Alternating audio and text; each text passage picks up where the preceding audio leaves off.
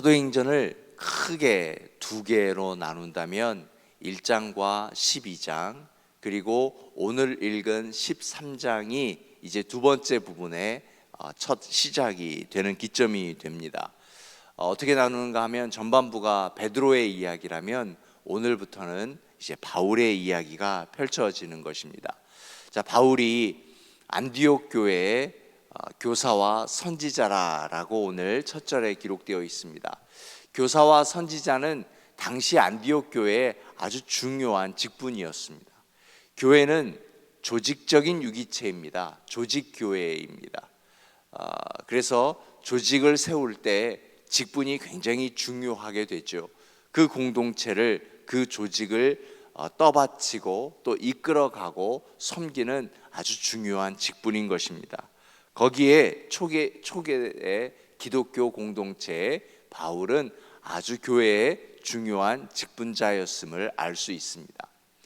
자, 직분자가 해야 할 일이 무엇인가? 주를 섬겨 금식했다라고 했습니다. 그는 늘 예배자요, 또 어떻게 섬길 건가 늘 기도에 민감하였다라고 하는 것입니다. 주를 섬겨 금식했다, 예배자요 기도자였음을 알 수 있습니다. 그리고 초대교회는 이렇게 예배와 신앙 훈련에 참 깊이 모든 직분자가 함께 했음을 알 수 있습니다. 그리고 오늘 본문을 통해서 이제 처음 선교 여행이 시작되는 것을 알 수 있습니다. 선교 여행을 시작하면서 미리 바울과 바나바는 주를 섬겨 금식했다라고 하는 것은, 선교라고 하는 것은 갑자기 툭 튀어나온 일이 아닙니다.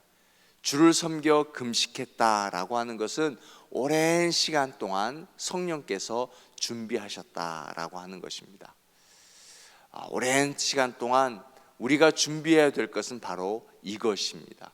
교회의 사역은 복음을 전하는 것이니까 복음을 전하기 위해서는 때 되면 하지라고 하는 것이 아니라 끊임없이 예배하고 기도로 준비하는 자세가 필요한 것입니다. 이방인을 위한 선교 사역, 성령의 주권적 역사에 의해서 이루어졌다는 것을 성경은 지금 강조하고 있는 것입니다. 두 사람을 대조시키고 있습니다. 오늘 본문에 바 예수라는 사람이 등장하죠. 바 예수, 그걸 번역하면 바 누구누구의 아들 예수, 그러면 예수의 아들이라는 것입니다. 자, 이름이 재미있습니다. 예수의 아들이면 누구보다도 예수를 잘 알고 예수와 친한 사람이 있지 않겠습니까? 그런데 오늘 이 바 예수가 하는 일이 무엇인가 하면 복음을 거부하는 사람입니다. 복음도 거부하고 이방인의 총독도 그를 믿지 말라, 그를 따르지 말라, 아무튼 뭐든지 그냥 조직을 무시하고 자기 말만 맞다, 나만 맞다라고 하는 뭐든지 불평불만인 사람입니다.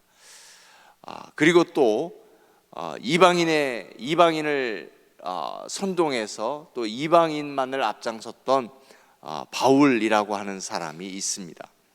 이제 나중에 이 이방인에게 복음을 전하는 바로 이 바울이 사울이 바울이 되는 것이죠. 자, 이를 통해 어떻게 하나님의 사역이 이루어지는가를 오늘 볼 수가 있습니다. 자, 바울은 기도하는 가운데 이 바 예수의 눈을 멀게 합니다. 자기가 당했던 일과 동일한 일이죠.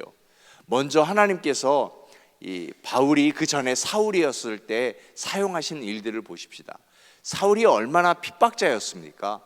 예수 믿는 자를 핍박하였었습니다.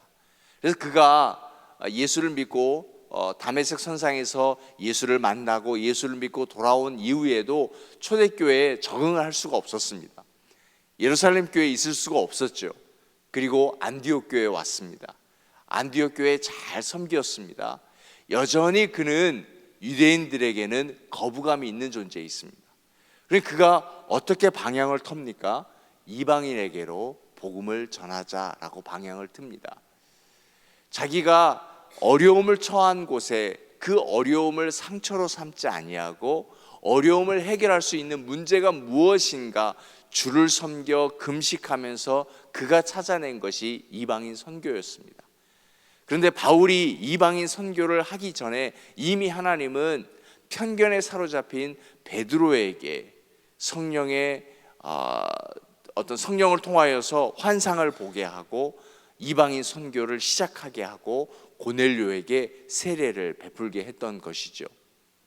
그리고 안디옥 교회에서 바나바와 바울이 파송을 받는 것입니다. 파송을 받아 복음 사역을 시작할 때 바예수를 만났고요. 바예수가 얼마나 고집센 사람인지 그를 통해서 엄청난 방해가 있었는데 바울은 자기가 예전에 했던 그 경험을 생각해서 조용히 기도합니다. 하나님, 이 일을 이끌어 주세요. 그런데 하나님은 바예수를 바울에게 했던 것처럼 동일하게 눈을 멀게 했습니다. 앞을 보지 못하게 했고 도울 사람을 통해서 돕게 했습니다. 그 도울 사람은 이제 바울이 나아가서 기도하게 되는 것이죠. 여기에 저는 인사이트가 있다라고 생각합니다. 바예수는 특별히 지도층이었습니다. 그냥 고집센 사람이 아니었다라는 겁니다. 이방인 총독을 거부할 정도면 그 안에 힘이 있는 겁니다. 리더십 계층에 있습니다. 근데 리더십에 있으면서 왜 이렇게 방해꾼이 되었을까요? 그것은 바로 교만입니다. 근데 우리가 참 조심해야 될 것이, 믿는 우리에게 정말 조심해야 되고 새벽에 기도하는 기도자가 정말 조심해야 될 것이 무엇인가 하면 영적인 교만입니다. 나는 기도한다, 나는 예배한다, 나는 직분자다. 이것이 쑥 들어오는 순간, 영적 교만이 우리에게 들어오는 순간 우리는 동일하게 어떤 사람이 되는가? 영적 맹인이 되는 것입니다. 앞을 보지 못하는 것입니다. 하나님의 역사를 보지 못하는 것이죠. 하나님의 역사는 하나님의 말씀 속에 있습니다. 우리가 하나님의 말씀을 붙들고 기도하는 기도자라면 하나님의 역사를 알아야 되는데 영적 교만이 나를 덮게 되면 우리는 하나님의 역사를 보지 못하게 된다라고 하는 것입니다. 그러니 이 바예수처럼요, 이름만 거룩하면 뭐합니까? 그가 리더십 지도층의 계층에 있으면 뭐합니까? 앞을 보지 못하는데, 그래서 그의 언어는 늘 부정이었습니다. 복음도 거부하고 또 이방 총독도 거부하고 다 모든 것, 이게 정책이 뭐냐, 왜 이런 일이냐, 모든 걸 다 거부하더란 말이죠. 거부하게 되니까 장벽을 치게 됩니다. 그래서 그 공동체 안에 너무나 많은 장벽이 세워지게 되는 것입니다. 내가 저들보다 더 경건하다, 내가 저들보다 더 기도한다, 나는 직분자다. 이 교만하고 완악한 태도에 빠지지 않도록 우리는 늘 조심해야 하는 것입니다. 그래서 우리는 열린 마음을 가지고 있어야 합니다. 이것이 복음적인 삶입니다. 그래서 바울과 바나바는 늘 금식하고 주를 섬겼다라고 했습니다. 늘 열려 있었다라고 하는 것입니다. 우리가 따라가야 할 삶이 바로 이것입니다. 늘 주를 섬겨 금식하고 또 주를 섬겨 예배하는 이 자세가 우리에게 필요하다라고 하는 것입니다. 앞서 말씀드렸습니다. 사도행전 13장은 굉장히 중요한 것이라고요. 복음 사역이 예루살렘 교회에서 이제 안디옥 교회로 옮겨지는 것입니다. 예루살렘 교회가 잘못했던 거 아닙니다. 예루살렘 교회는 모이는데 힘쓰는 교회였어요. 모여서 예배를 일으켰어요. 예, 중요해요. 예배하는 교회가, 모이는 교회가 이제 흩어지는 교회가 되었다라고 하는 것입니다. 이제는 안디옥 교회의 중심으로 이루어져 가는구나, 예루살렘 교회가 크게 잘못했구나 라고 하는 것이 아니라 이 13장을 통하여서 나는 예루살렘 교회도 되어야 하고 그리고 안디옥 교회도 되어야 하는 것입니다. 바로 우리가 교회입니다. 먼저 우리는 모이는 힘쓰는 교회가 되어야 합니다. 예루살렘 교회가 되어야 합니다. 늘 아침에 우리가 새벽에 모여서 기도하고 금요일 저녁에 우리가 함께 모여 예배하고 주일 예배하고 동산과 선교의 모임을 통하여서 우리는 늘 예배하는 예배자가 되는 것입니다. 예배자가 되는 것이지 다른 일을 하는 것이 아닙니다. 주를 섬겨 금식하고 모든 모임에 힘써서 하나님의 뜻을 알아가는 그런 경건한 예배자요. 내 안에 경건함이 있는가? 경건함이 사라지지 아니하도록 늘 경건함을 지키기 위해서는 우리는 모이는 데 힘써야 하는 것입니다. 아무래도 우리가 세상에 살다 보니까 세속적일 수 있거든요. 눈에 보이고 귀에 들리는 대로. 그렇다면 우리의 사고방식이 세속적일 수밖에 없어요. 그것을 씻는 것이 모이는 데 힘쓰는 것입니다. 모여서 함께 기도하고 선한 말로 위로하고 하나님의 뜻을 알아가고 말씀을 붙들고 기도하고, 아, 이게 하나님의 뜻이구나. 그때에는 모여만 있으면 안 돼요. 그때는 모여만 있으면 식어져 버려요. 또 사탄의 시험이 그 모이는 공동체에 임하는 것이죠. 그때 우리는 흩어져야 되는 거예요. 디아스포라, 흩어진 교회가 되어서 안디옥 교회처럼 복음을 전하는 거예요. 예, 복음을 전할 때는 방해가 있죠. 바 예수라는 사람을 만날 수도 있겠고요. 온갖 이적과 사탄의 역사들이 우리를 괴롭힐 수가 있어요. 그러나 우리가 이미 모였기 때문에, 모여서 성령의 역사를 체험했고 하나님의 뜻을 알았기 때문에 우리는 담대하게 복음을 전할 수가 있어요. 그래서 안디옥 교회를 통하여서 이방인 사역이, 그리고 세계 곳곳에 오늘 우리가 이 자리에 있기까지, 또 우리를 통하여서 하늘문 교회도 웨일즈에도 끊임없이 사역을 이루어져 가는 것은 바로 우리가 안디옥 교회가 되어야 할 때다라고 하는 것입니다.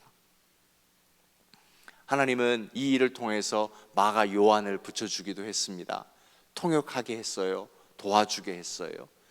또 그 지역 갈 때마다 이미 하나님은 준비된 사람을 통하여서 맡겨주시고 일을 하기 시작했다라고 하는 것입니다. 저희가 산토도밍고를 위해서 기도할 때 하나님은 지금 새 사역자를 보내주셨어요. 굉장히 젊은 사역자이고 벌써 그곳에 가서 사진도 찍고, 이 교회에 이러이러한 것들이 필요합니다. 우리가 먼저 이 일을 하겠으니 이 일을 위해서 기도해 주시고 나중에 11월에 팀이 오면 이런 것 좀 도와주십시오 라고 연락도 주셨습니다. 미리 하나님께서 일을 하고 계신다라고 하는 것입니다. 그래서 우리 함께 모여 기도하고, 또 우리가 흩어져서 사역을 할 때 하나님의 놀라운 역사가 일어나게 될 줄로 믿습니다. 사랑하는 여러분, 오늘 우리는 예루살렘 교회가 됐던 거예요. 이제 이 기도에 마치면 우리는 어떤 교회가 되어야죠? 안디옥 교회가 되는 거예요. 안디옥 교회가 된다라고 하는 것은 나는 교회가 아니다, 예루살렘 교회의 모습을 잊어버린다라고 하는 것이 아니라, 예루살렘 교회에서 받았던 인사이트, 성령의 충만함을 안디옥 교회가 되어서 복음의 역사를 이끌어 간다라고 하는 것입니다. 오늘 내가 안디옥 교회가 될 때 복음의 역사가 이어져 가는 것입니다. 오늘 내가 만나는 사람에게, 그가 누구이든 간에 하나님의 은혜, 성령의 역사가 전달되고 이어져 가는 그런 역사를 일으킬 수 있는 하나님의 사람 되시기를 주님의 이름으로 축원하여 드립니다. 오늘 이 말씀을 붙들고 함께 기도하겠습니다. 하나님, 내가 예루살렘 교회가 되게 하시고 흩어진 안디옥 교회가 되어서 복음의 역사가 나를 통하여서 계속 이어지게 하여 주옵소서. 기도해 주시고요. 어제부터 시작된 캠프 프라이드 오늘도 진행됩니다. 수고하신 모든 분들 함께 하여 주시고, 캠프 프라이드를 통하여서 단순히 한국을 알아가는 것이 아니라 예수 그리스도를 알아가고, 특별히 오늘 선교회에서 음식으로 봉사할 때 하나님의 사랑을 느낄 수 있도록 위에서 기도해 주시기 바랍니다. 아프신 분 정말 그 간절할 것입니다. 우리가 그 간절한 마음으로 함께 기도해서 치유의 역사가 일어날 수 있도록 함께 기도하는 기도자가 되었으면 좋겠습니다. 기도하겠습니다.